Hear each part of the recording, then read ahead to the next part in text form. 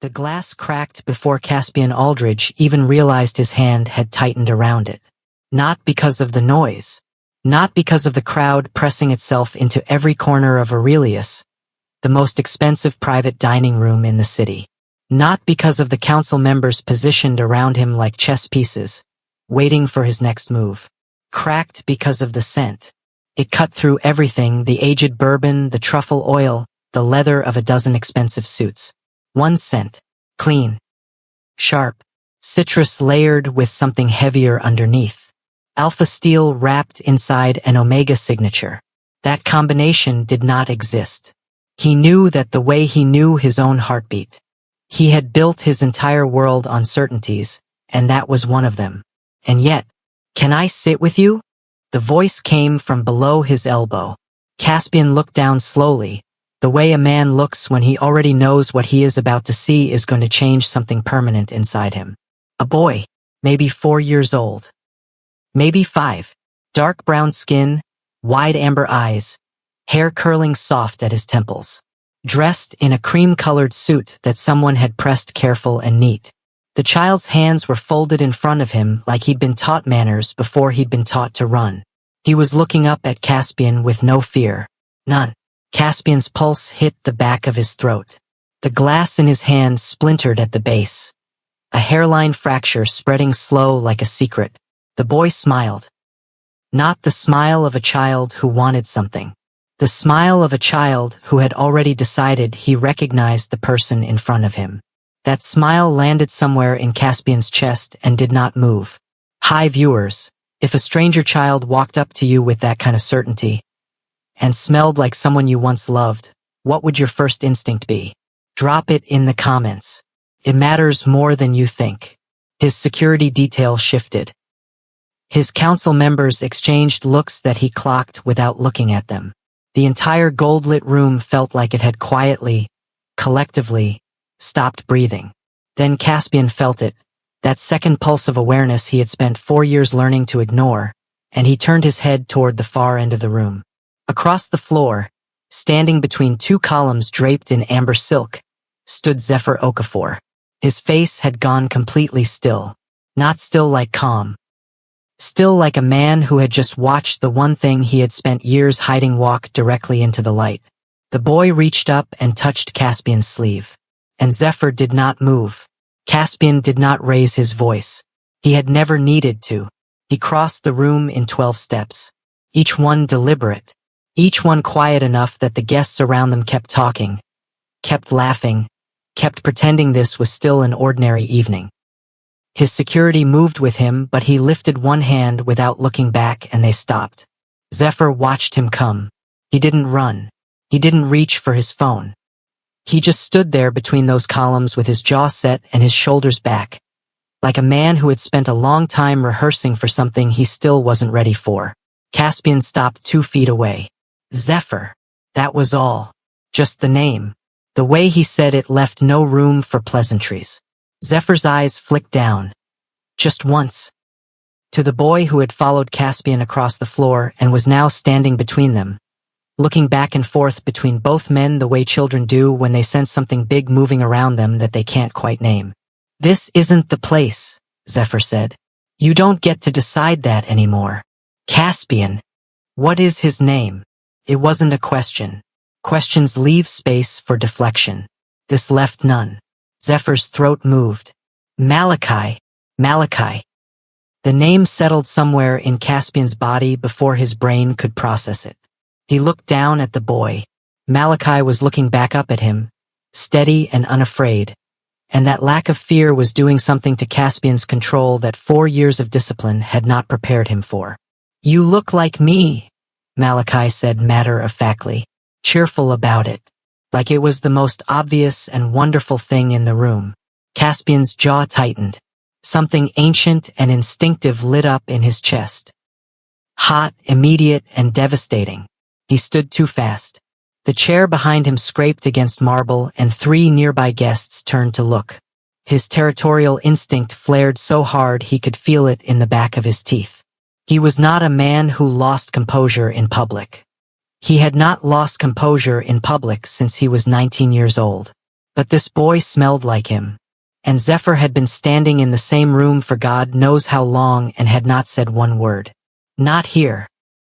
Zephyr stepped closer, voice dropping low. His eyes had changed.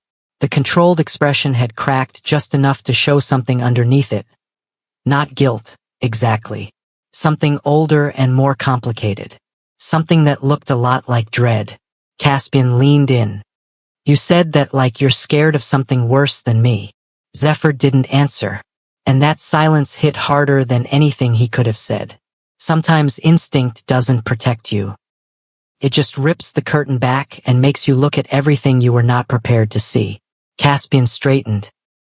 He looked at the boy once more, at those amber eyes that were identical to his own, and then he said quietly, "Find us a private room. Now." The door closed.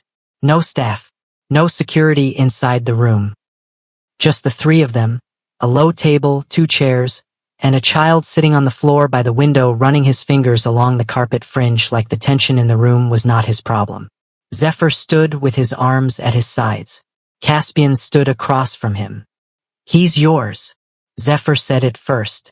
No warmth in it, no apology wrapped around it. Just the words, plain and hard, dropped into the space between them like something that had been held too long and finally got too heavy. Caspian had known. He had known from the moment the scent hit him, known from the moment Malachi smiled at him without fear, known in that place below conscious thought where the body tells the truth before the mind catches up. Knowing it was one thing, hearing it said out loud was something else entirely. 4 years, Caspian said. Yes, 4 years, Zephyr. I know how long it's been. You let me...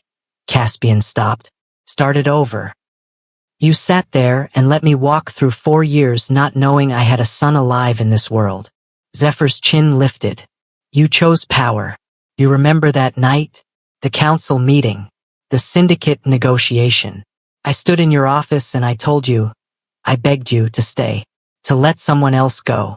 To pick us just once. And you looked me in the eye and you walked out that door. The memory came back not as a story but as a feeling. The war table. The voices. The certainty that if he did not go personally, the deal would collapse and people would die. He had been so sure he was doing the right thing. He had been so sure that Zephyr understood. He had come home 3 days later to an empty apartment. I didn't know you were. I know you didn't know. Zephyr's voice cracked at the edge. That's the part that doesn't make it easier. From the floor near the window, Malachi's head came up. He had caught a word. One word. And his small face had gone curious in that unguarded way children have when they hear something that means more than they understand. What's a bond? He asked. Both men went silent. Malachi looked between them, patient and bright-eyed, completely unaware that the word he had just pulled out of the air was the exact center of everything in this room that was breaking. Malachi started trembling before either of them could answer him. Not the tremble of a child who was cold or scared. This was something different, something internal.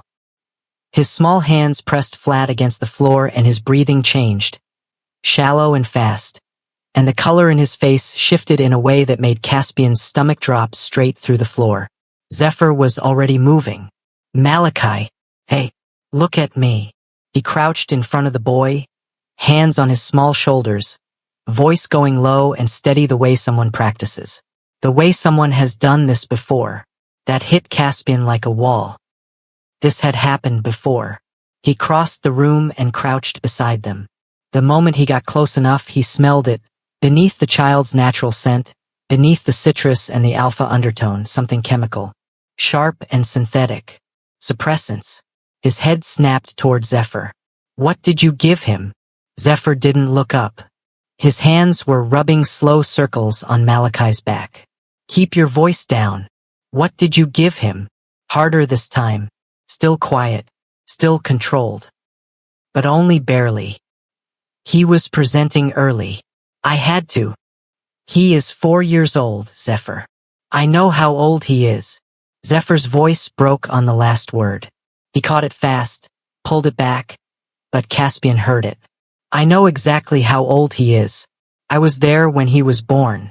I have been there every single day. Do not stand here and make me feel like I don't know what I'm doing with my own child. Our child. Silence.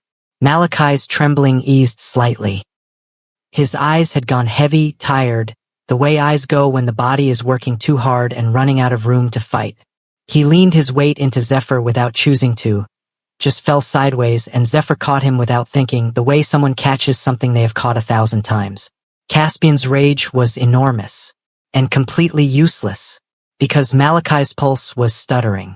He could hear it, that irregular beat, and every other feeling he had in that moment moved aside and let the fear take the front. How long? Caspian said. Zephyr pulled Malachi into his lap, pressing the boy's head gently against his chest. For a moment he didn't answer. The room was quiet enough that Caspian could hear the hum of the building's ventilation system. Then Zephyr said it. 6 months ago is when it started. 6 months. His son had been sick for 6 months, and Caspian had not known his son existed. The doctor arrived within 20 minutes. Caspian's security had cleared a back corridor and brought her in through the service entrance. No questions asked and no names logged. Dr. Amara Weston moved with the kind of quiet efficiency that told him she had handled situations that required discretion before. She set her bag on the table, checked Malachi's pulse, pressed 2 fingers to the base of his neck, and asked Zephyr 3 questions in quick, low succession. Then she straightened. Bond rejection response, she said. Not a question. Her eyes moved to Caspian. You're the alpha father. Yes. She nodded once like a piece had just clicked into place. That's what I thought. She explained it the way doctors explain things when they want to be understood and not argued with, plain, exact, no room for interpretation. When a royal alpha line produces a bonded omega pregnancy and the bond goes unacknowledged. Not broken, not severed, just ignored because the alpha doesn't know.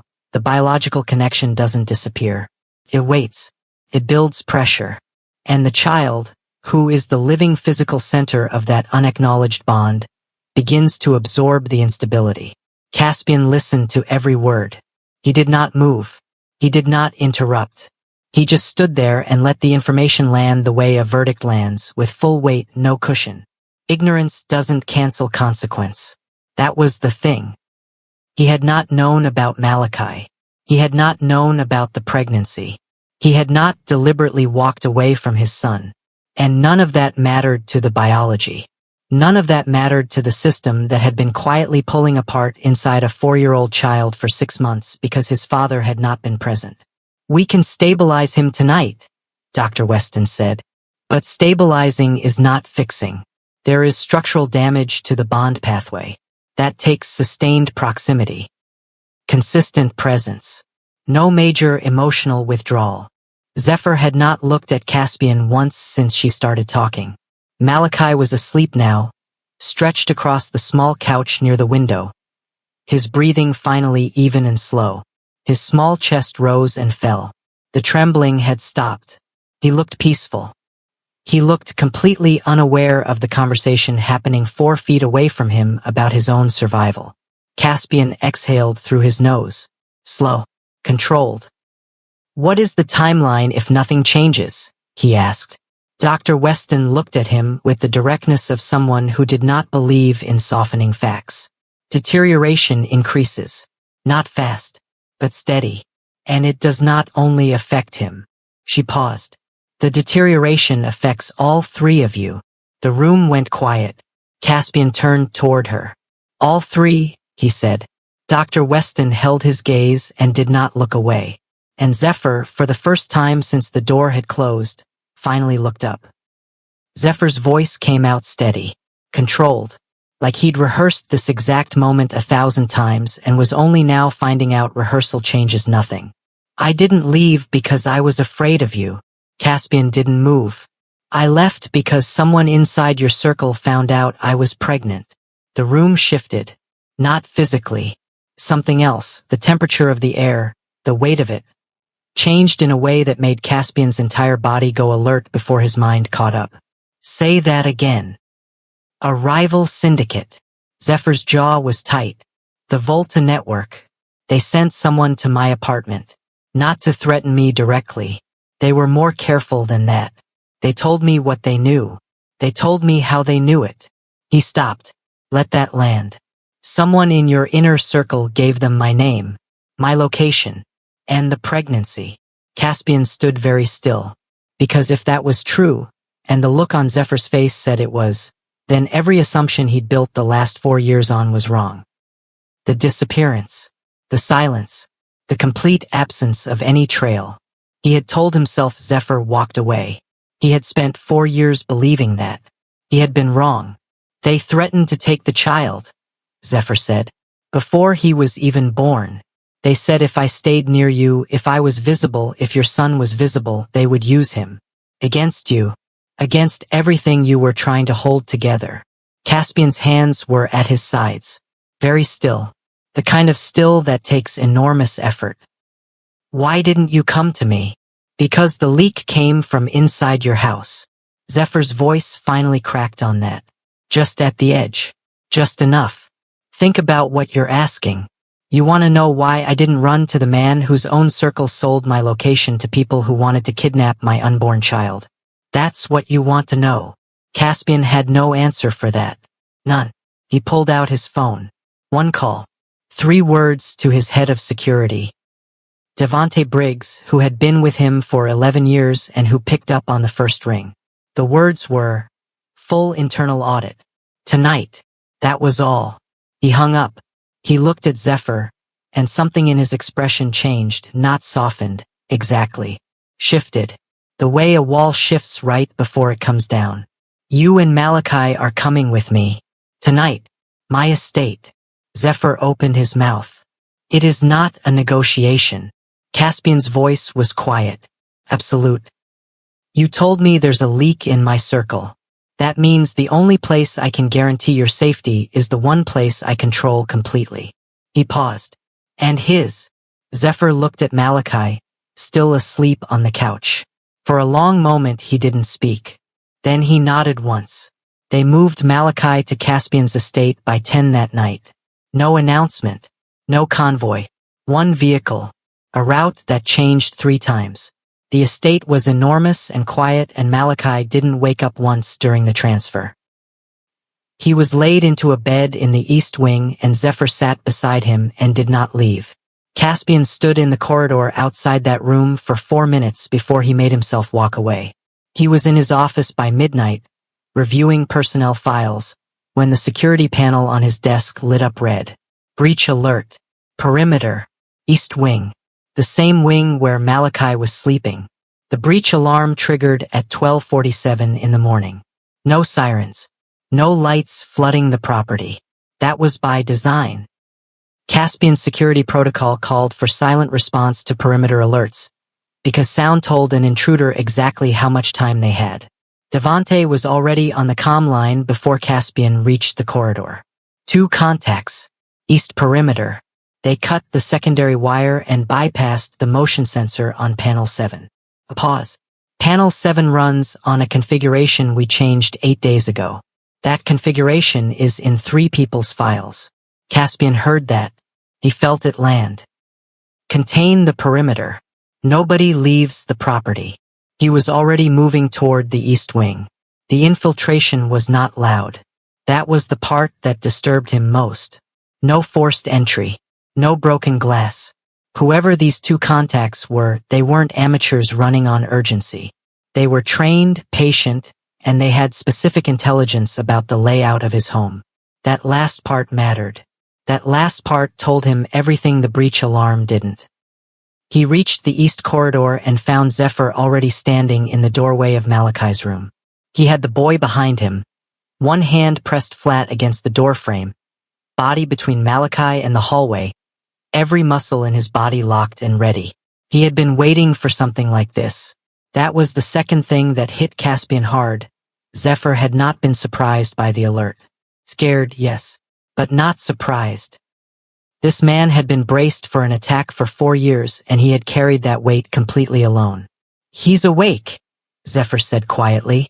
Caspian stepped past him into the room. Malachi was sitting up in the bed, eyes wide, clutching the edge of the blanket with both hands. He was not crying. He was watching Caspian the way he had watched him in the restaurant, with that uncanny, measuring calm that sat wrong and right at the same time on a child his age.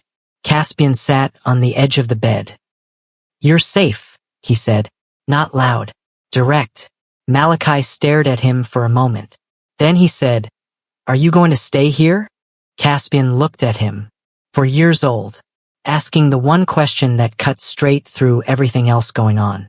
"Yes," Caspian said.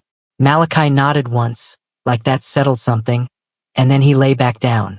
By 1 in the morning, Devante's team had contained both intruders at the south boundary. No engagement, no shots, clean extraction.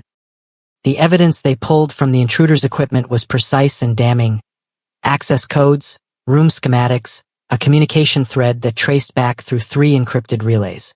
The final relay pointed to a device registered to someone inside Caspian's own council. Caspian stared at the name on the screen for a long time. He was still staring at it when he heard it, small and clear and completely world-altering, from the doorway behind him. "Papa!" He turned. Malachi was standing in the corridor in his pajamas, one hand on the wall, looking at him with sleepy eyes. Just that word. One word. Caspian's chest did something he did not have language for. And then Malachi swayed on his feet, and his small hand slipped from the wall, and his heartbeat. Caspian could hear it from where he stood, stuttered.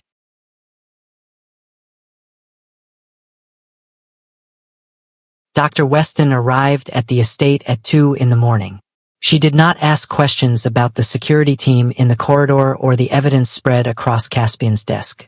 She went straight to Malachi, checked his vitals, adjusted the supplemental bond stabilizer she'd administered the night before, and then stood at the foot of the bed and looked at both men. "He needs rest and 0 additional stress tonight." Her eyes moved to Caspian specifically. "That includes emotional stress in the room. He feels it." She left them alone with that. The room was quiet. Malachi's breathing had evened out again. Zephyr sat in the chair beside the bed, elbows on his knees, eyes down. Caspian leaned against the wall across from him. "Tell me the rest," Caspian said. Zephyr looked up. "I know there's more." Caspian's voice was level. No accusation in it. Just fact. "You held something back in the restaurant, and tonight confirmed it. So tell me all of it. Right now." Zephyr was quiet for a moment. Then, slow, like something being carefully unfolded, he started. He had not just been threatened verbally. After he fled, the Volta network kept contact. They sent documentation, photographs, audio recordings of conversations that had happened inside Caspian's council chambers. Things that should have been impossible to record, things that only someone with direct access could have captured. They had leverage on Zephyr because they had proof. Proof of what, specifically? Zephyr had met with a Volta representative one time before he understood what the network actually was, at a neutral location. He had been told it was a community oversight meeting. It was not. When he realized what he had walked into, he left immediately. But they had photographs.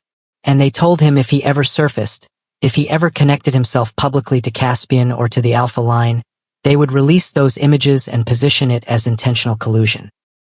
"They would have destroyed you," Zephyr said. "Your credibility, your council's trust in you, your entire political hold, right in the middle of the consolidation period when one wrong story could have collapsed everything you spent a decade building." He stopped. "I signed their non-disclosure. I agreed to stay silent and stay gone. In exchange, they agreed to leave Malachi alone." Pause on that, because that means every day of the last 4 years. Every day Zephyr raised that child alone, without resources, without protection, carrying the biological weight of an unacknowledged bond, was a choice he made to absorb the damage so Caspian wouldn't have to. He wasn't running from Caspian. He was standing in front of something coming at Caspian from a direction Caspian couldn't see. Caspian pushed off the wall. He crossed the room slowly. He stopped in front of Zephyr's chair. And for the first time since this night began, since the glass cracked and the scent hit him and the world reorganized itself, he didn't have a next move ready. He just stood there, Zephyr looked up at him. Neither of them spoke. The distance between them had been 4 years and a deliberate choice and a child asleep 3 feet away and a bond pulling in a direction it had always intended to go. All of that was in the space between them right now. Caspian's hand moved. Not fast, just a reach. And his fingers closed around Zephyr's wrist. Lightly, like a question. Zephyr didn't pull back. Then Caspian's phone buzzed. Official summons. His counsel. A public investigation had been formally announced. Someone had leaked the news of the perimeter breach and the internal access codes. Someone had moved fast. The brief window of quiet they'd found was already closing. The hearing was held inside the Meridian Chambers, the same room where Caspian's father had once settled 3 territorial disputes in a single afternoon. Dark wood, high ceilings, a long table that had seen power shift direction more times than the people sitting at it could remember. Caspian walked in without a prepared statement. He didn't need one. Devante had spent 48 hours building the case. Clean, documented, impossible to refute. The council members seated at that long table watched as the evidence was presented one piece at a time. Communication threads, access logs, financial transfers that ran from the Volta network through 3 shell accounts and landed in a fund connected to a man named Prescott Aline, Caspian's own intelligence director. A man he had trusted with classified internal information for 6 years. The room went very quiet when Prescott's name appeared on the screen. Prescott himself sat 3 seats to Caspian's left. He did not speak. He did not deny it. He just looked at the table in front of him with the expression of a man who had already made his calculations and knew they hadn't worked out. The rival syndicate was formally implicated. Prescott was removed from the chamber within the hour. 2 other council members who had been aware and remained silent were placed under formal review. By late afternoon, the public statement had been drafted and released. People called it a decisive victory. His advisors shook his hand. The coverage was almost entirely favorable. Words like strength and integrity and accountability circulated through the media cycle by evening. And Caspian stood in the hallway outside the chamber afterward and felt almost nothing. Because the win was real. He knew it was real. The threat had been named. The leak had been sealed. The network's leverage point had been dismantled. But Malachi's heartbeat had stuttered last night. And a public statement didn't fix that. He drove back to the estate and went straight to the East Wing. Dr. Weston was already there. Malachi was sitting up in bed eating crackers, which felt like the best possible sign. He looked at Caspian when he walked in and immediately held out one of the crackers, offering it the way a child offers something precious without understanding its value. Caspian took the cracker. He sat on the edge of the bed. Dr. Weston caught his eye from across the room and smiled, small, real, the first genuine smile he had seen from her. Then she said, quietly, "I need a moment with you both when he's asleep." Malachi fell asleep 20 minutes later with his hand curled loosely around 2 of Caspian's fingers. Dr. Weston stepped out into the corridor. Caspian and Zephyr followed. She said, "His numbers stabilized overnight. His bond response is stronger with both of you in proximity, stronger than I projected, actually." Zephyr exhaled. Caspian felt something in his chest loosen. "That's the good news," Dr. Weston said. She always had a but. He was already waiting for it. "This is temporary," she said simply. "What we're seeing right now is a response to acute proximity. It's not structural repair. It's the bond reacting to what it's always needed. But if that proximity ends, if either of you withdraws physically or emotionally, the decline resumes. Possibly faster than before, because the bond has now tasted stability and will register the absence more acutely." The hallway was silent. Caspian looked at Zephyr. Zephyr was looking at the floor. 3 days passed. Not peacefully. There is no peaceful in the aftermath of an internal betrayal and a public investigation and a child whose health runs on proximity like a current running on a wire. But the estate was quiet in the way that comes right after the loudest thing has already happened. And in that quiet, a different kind of tension moved in. The kind that doesn't make noise. It was on the fourth morning that it finally broke open. Caspian found Zephyr in the kitchen at 6 in the morning, standing at the window with a cup of coffee going cold in his hand, watching the grounds go gray to gold as the sun came up. Malachi was still asleep. The house was still. And Zephyr had the look of a man who had been awake for hours with something sitting on his chest and hadn't found the words for it yet. Caspian poured himself coffee and stood beside him. Neither of them spoke for almost a full minute. Then Zephyr said, "I need to know what this is." Caspian didn't pretend not to understand. "What do you need to know? Whether you're doing this because of him." Zephyr didn't look at him. His eyes stayed on the window. "Whether the reason you're here, the reason you're staying, the reason you reached for my wrist 3 nights ago, is because of Malachi's bond. Because of the biological obligation. Because the doctor said stability requires your presence, and you are fundamentally a man who meets his obligations." He stopped, breathed. "Or whether you're doing this because of me." That question filled the room. Caspian set his coffee down. He turned to face Zephyr fully. Not at an angle. Not halfway. All the way. "You really think I don't know the difference?" he said. Zephyr finally looked at him. His eyes were tired and honest and holding something he had not let himself say out loud yet. "4 years ago, you walked out that door," Zephyr said. His voice didn't shake. "That was somehow worse than if it had. I spent 4 years telling myself you didn't know. That if you had known, you would have stayed. That the man I chose would not have chosen wrong on purpose." He paused. "But there are mornings where I'm not sure I believe that. And if I'm not sure, and I still let you back in, and you leave again for something that looks like power, it won't just break me this time." He didn't finish that sentence. He didn't have to. Caspian heard the end of it anyway. It would break Malachi, and whatever was left of this bond, and whatever chance the 3 of them had at anything that looked like a life. Caspian looked at him for a long time. Then he moved.